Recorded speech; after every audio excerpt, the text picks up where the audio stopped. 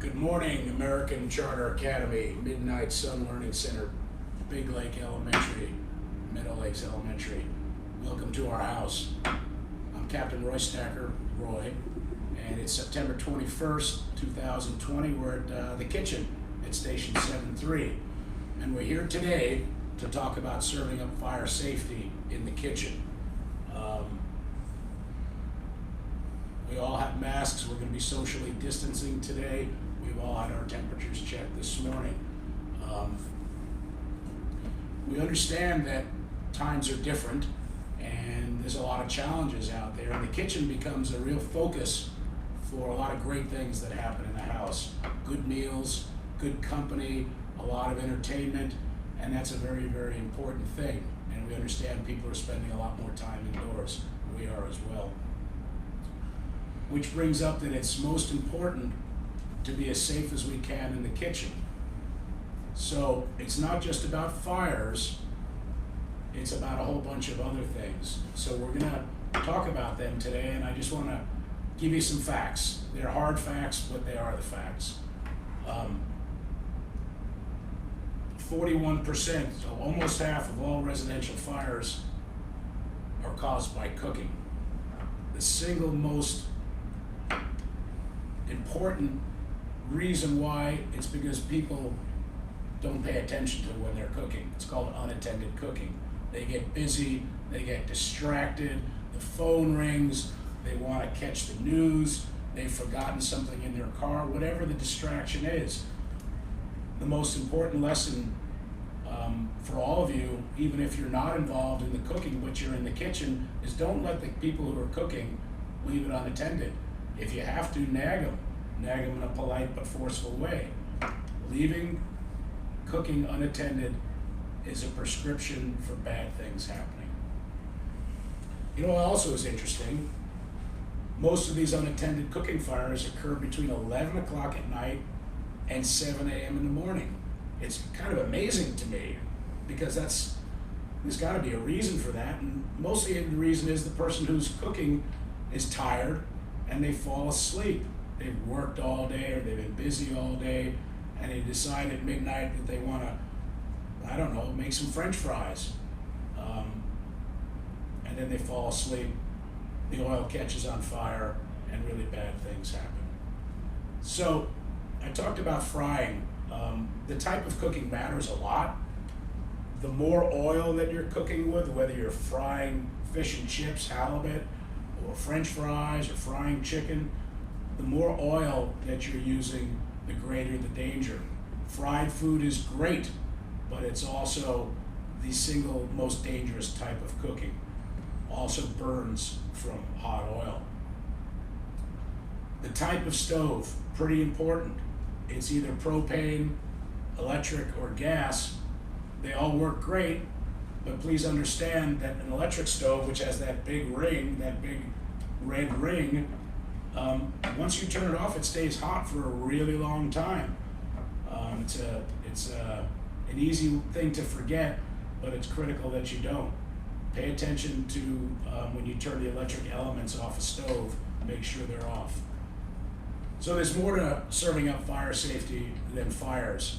There's burns, there's scalds, there's electrical shock, there's all sorts of things that we need to be concerned about.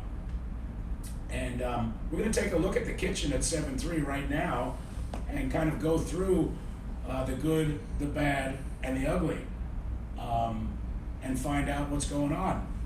And I can hear Captain Stout, Jeff, in the kitchen now, and I don't think he's happy with what he's finding.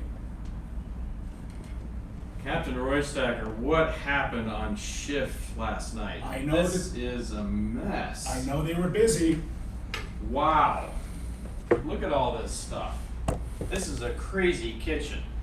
I can't believe it. I mean, first of all, having all this stuff on the floor like this is not safe. You remember the rule? The rule is something like, is it 3 feet? Look at that. I even have a little a tape measure here to show it's 3 feet from the countertops. You don't want stuff on the floor so you don't, what, trip and fall, right? Yeah, and this stuff is well within 3 feet. So we got to clean that up. I can do that right now.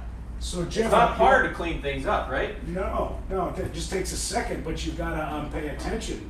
Really never let it build up to the point where it's chaos. I don't know what they were thinking parking the fire engine in the kitchen last night. I'll take care of that, Jeff. Oh, thank you. All right. What else we got going on here? Oh my goodness, they were having, something was going on here last night. They were being goofballs, I'm guessing. But we got stuff up here. All these, flames come up from here and heat comes up from here. Oh, look at that.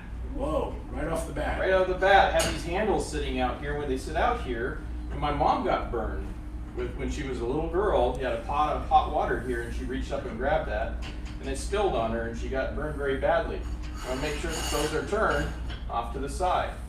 I'll let you handle those. But we got more flammables here. We got plastics coming out of the drawer. These things will melt and catch fire. Pretty fast, Put too. away. What's that? Pretty fast, that plastic and paper will catch Extremely fire. fast. Yes, I've got all sorts of things. We'll just put that over here. Jeff, it looks like that cutting board. What did they do to that cutting board last night? Whoa. I can't wait to show the safety officer this. Look at that. Obviously, they were not paying attention and they were keeping things too close to the cooking surfaces. So everything in its place, paper cups sitting by the stove that you're not going to need immediately, just have no business being there. All right, we're getting close to having things cleaned up here. But there's more mess to come. Wow, look at this. What's going on here? We only have one socket that works in here, and a kitchen's like a magnet.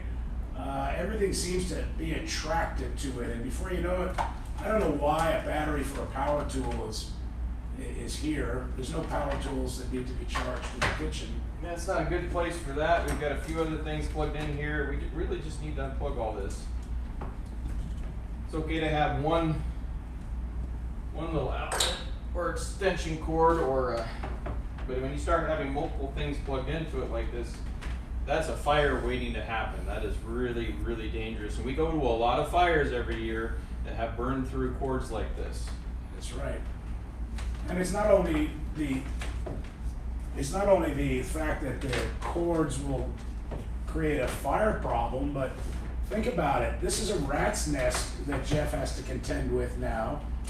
If you're a little sleepy or tired, what's the chance of you just grabbing something and then pulling 3 or 4 things over at the same time? What happens if it's a rice cooker filled with hot rice, just like over there? That's a burn waiting to happen. So Jeff, I've got to go somewhere now. I think you've got stuff already cooking on there. I got to go for about 10 minutes. Is that all right? Sure. Okay. Sure. Well, let's just talk a little bit about food safety here. We've got stuff cooked on the stove, and one thing you want to make sure you never do, folks in the audience, is to leave this stuff on. You're needed in the bay, Captain. What? Oh, I gotta run. Okay. I gotta run. Roy, can you come in and handle this for me? All right. So, sorry about that, but Jeff got called into the bay. We've got a run coming on. And what he did was make sure that the cooking was not unattended, which is very, very important. So there's always somebody in the kitchen watching the show. So Jeff made a big point and an important point just about this kind of mess. If you don't need it, don't plug it in. There's no reason why this coffee grinder is going to stay plugged in all the time. I only grind coffee once a day. So we've got some stuff cooking on the stove already, and I know that there's a a pot holder. Pot holders are really important. Burnt handles, burning your hand on a handle, your hand on a handle. So I know I have stuff on the stove. It's hot. Look at that, steam is coming up. I want to make sure that I use the proper tool for the job. I've got a big pot of chili here, and it's warm. I'm always going to grab the handle before I touch the pot. But using this little plastic spoon, this hot chili, probably not the right tool for the job. It's gonna break.